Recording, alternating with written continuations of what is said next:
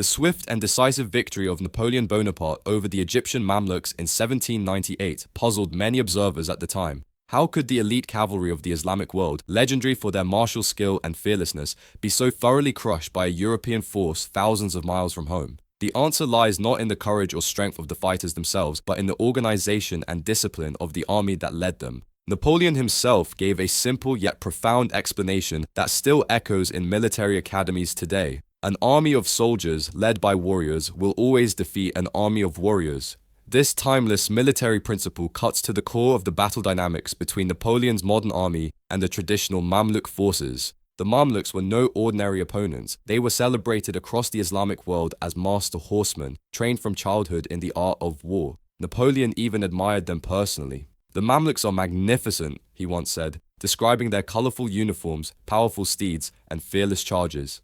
"They charge cannons with sabers and horses. They fought like lions."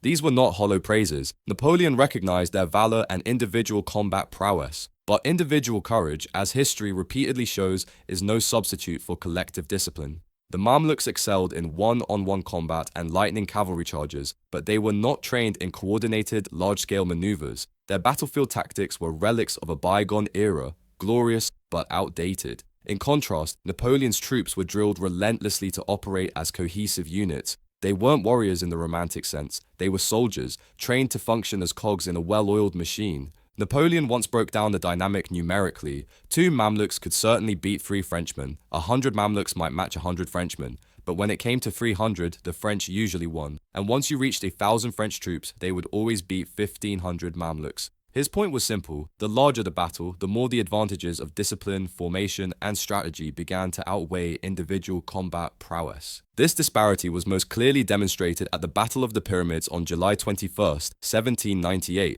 Napoleon, anticipating the Mamluks' ferocious cavalry charges, formed his men into large, immovable infantry squares, hollow blocks of men standing and kneeling, bayonets pointed outward, with a continuous rolling volley of musket fire erupting from all sides. As the Mamluks galloped forward, they found themselves trapped in a deadly crossfire, circling helplessly around the unbreakable squares as their numbers dwindled. The result was devastating. While the French lost fewer than 50 men, the Mamluks suffered over 6,000 casualties. But this battle was not just about firepower, it was about doctrine, about the clash of military philosophies. The Mamluks relied on individual bravery and shock value, while the French relied on formation, timing, and tactical awareness. The outcome was a reaffirmation of a truth seen again and again in military history. Wars are not won by lone warriors, but by well-organized units acting in unison. This pattern repeats itself across centuries. The disciplined phalanxes of ancient Greece crushed the sprawling masses of Persian warriors. Roman legions methodically dismantled armies far larger and seemingly more fearsome. At the medieval battles of Crécy and Agincourt, English longbowmen and foot soldiers fighting under strict command